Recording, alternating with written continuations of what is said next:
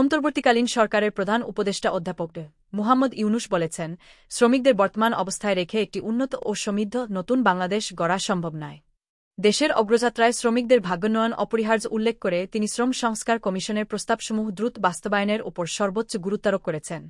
রাজধানীর বাংলাদেশ চীন মৈত্রী সম্মেলন কেন্দ্রে মহান মে দিবস এবং জাতীয় পেশাগত স্বাস্থ্য ও সেফটি দিবস 2025 উপলক্ষে আয়োজিত এক অনুষ্ঠানে প্রধান অতিথির বক্তব্যে ইউনুস এই মন্তব্য করেন। তিনি বলেন, শ্রম সংস্কার কমিশনের সুপারিশমালার মধ্যে যেগুলো আশু করণীয়, সেগুলো দিয়েই আমাদের যাত্রা শুরু করতে হবে। এরপর ধীরে ধীরে প্রতিটি সুপারিশ অক্ষরে অক্ষরে পালন করার মাধ্যমে শ্রমিকদের জীবনে ইতিবাচক পরিবর্তন আনতে হবে। শ্রমিক মালিক এক হয়ে গর্ব এ দেশ নতুন করে, এই স্লোগানকে ধারণ করে এবারের মে দিবস পালিত হচ্ছে।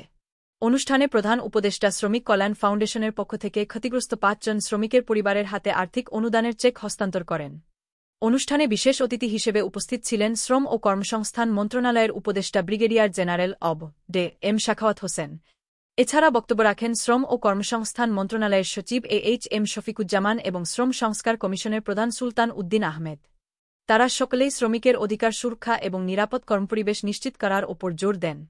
অনুষ্ঠানে আন্তর্জাতিক শ্রম সংস্থার ILO মহাপরিচালক গিলবার্ট এফ হাম্বোর একটি বিশেষ ভিডিও বার্তাও প্রদর্শন করা হয়, যেখানে তিনি বাংলাদেশের শ্রমিকদের শুভেচ্ছা জানান এবং শ্রমমান উন্নয়নে ILOর সহযোগিতার কথা পুনর্ব্যক্ত করেন।